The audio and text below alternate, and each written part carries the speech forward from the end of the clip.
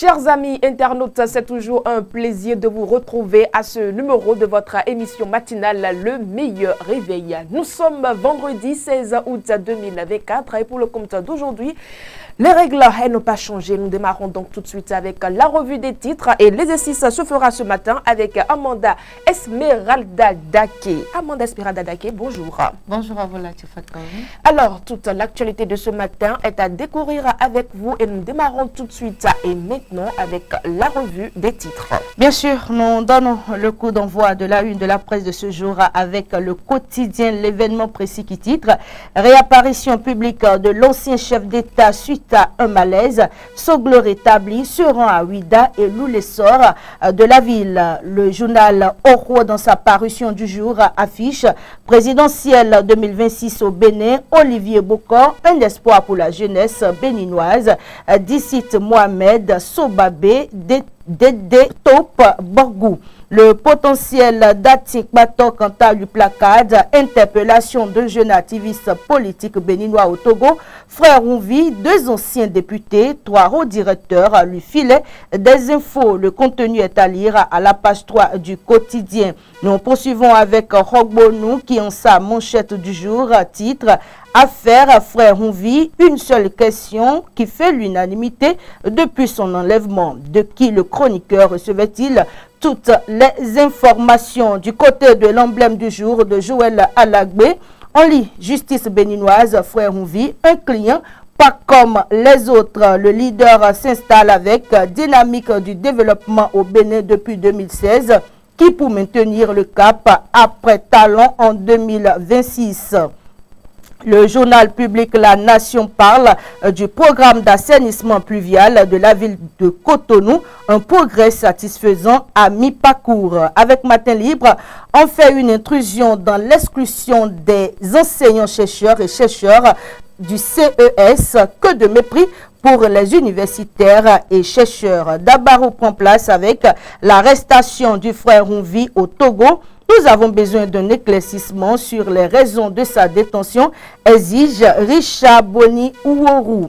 Le challenge prend le relais et affiche arrestation du frère Ouvi, les collabos de l'activiste détalent hors du pays. Du côté du quotidien Le Projecteur, en lit message à l'occasion de la fête de l'Assomption et de l'Igname. Vlavo nous rappelle l'importance de l'unité et de la paix au Bénin. Le matinal qui affiche de Lomé à Cotonou, l'arrestation de Frère Ouvi alimente la polémique. La fraternité inquiète de la vie matrimoniale des Béninois, titre réseaux sociaux, un tueur silencieux des couples. Le Béninois libéré affiche première conséquence de l'arrestation de Frère Ouvi, débandade, les commanditaires identifiés, les informateurs de l'administration aussi. Le chronomètre quant à lui, titre nouvel élan pour l'innovation au Bénin, le SPPI, nouveau gardien de la propriété industrielle béninoise. Et enfin, Adjache News qui ont sa fausse manchette affiche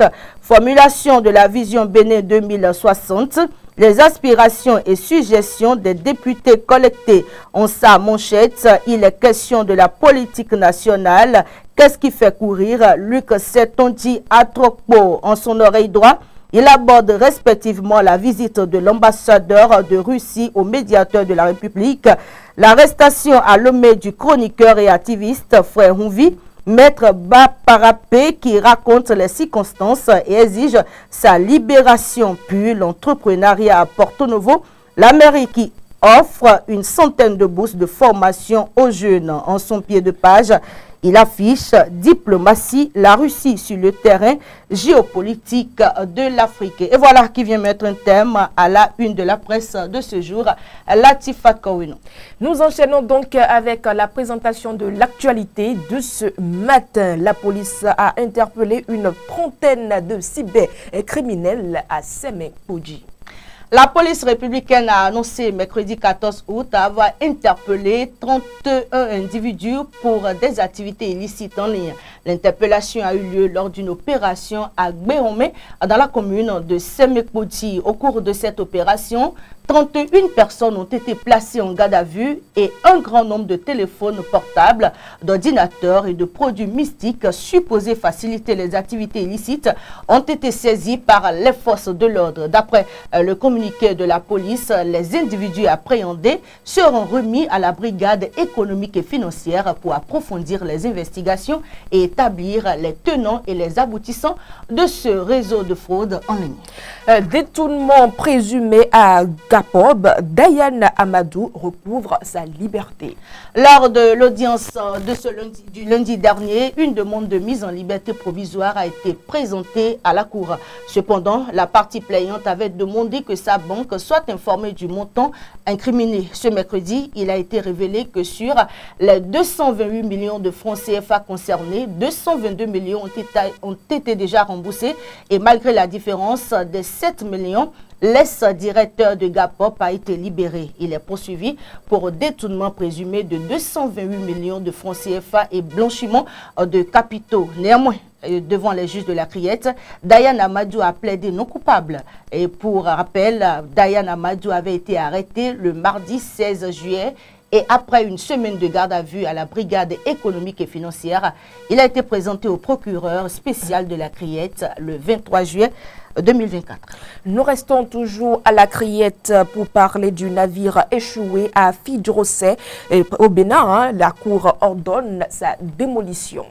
Bien sûr, Latifat Kouenou, le juge a ordonné que cette action soit menée et qu'elle soit prise en charge par le propriétaire du navire. Cette décision a été prise par le juge après une demande du substitut du procureur de la Cour de répression des infractions économiques et du terrorisme, Criette. Malgré l'opposition des avocats des prévenus, le juge s'est conformé à la demande formulée par le ministère public. Rappelons que plusieurs personnes sont poursuivies dans ce dossier.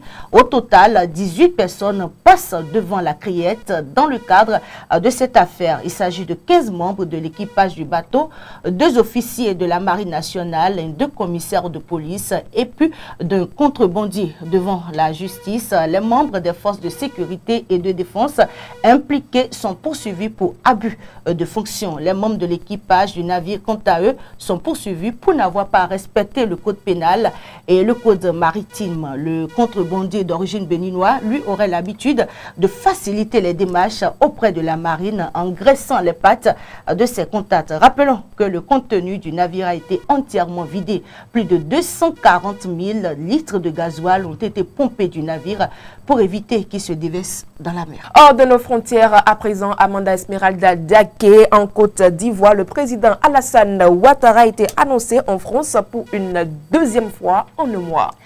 Eh bien, Latifat Kouenou, activité du chef de l'État, le président de la République, Alassane Ouattara, a quitté Abidjan le jeudi 15 août 2024 pour un séjour en France. Selon Africa Dev News, c'est par ce test laconique que la présidence de la République de la Côte d'Ivoire informe l'opinion publique ivoirienne et internationale du voyage du président Alassane Dramane Ouattara. En effet, c'est la deuxième fois en un mois que le chef de l'État ivoirien s'envole pour l'Hexagone. Le 14 juillet dernier, par le même canal, la page Facebook bien sûr, la présidence de la République de Côte d'Ivoire avait informé du déplacement du numéro 1 ivoirien pour un séjour en France. Un séjour de 2 semaines en France en juillet dernier. Et voilà que le président Ado s'envole à nouveau pour la même destination. En tout cas, bon voyage à lui. Il sera déjà même à destination. Bien sûr. Chers amis internautes, nous poursuivons avec l'actualité et nous nous rendons à présent en RDC où au moins 15 civils ont été tués lors des attaques rebelles dans le territoire de Mombasa. Latifat Kouenou, c'est vrai, au moins 15 civils ont été tués dans des attaques de rebelles des forces démocratiques alliées ADF en province de Lutiri. Les exécutions ont eu lieu dans plusieurs villages du territoire de Mombasa dans la nuit du mercredi 14 au jeudi 15 août. Les attaques des ADF alliées à l'État islamique ont visé simultanément plusieurs villages de la chefferie Babila Bamboubi et la majorité des habitants de cette partie de la RDC ont été tués à coups de manchettes et les assaillants ont ensuite pris en otage plusieurs villageois pour les amener vers une destination inconnue. C'est bien triste. Et bien, réellement, c'est vraiment triste ce qui se passe de l'autre côté de la RDC. Dans l'actualité sportive, à présent, la Fédération béninoise de football annonce une nouvelle campagne de détection des talents.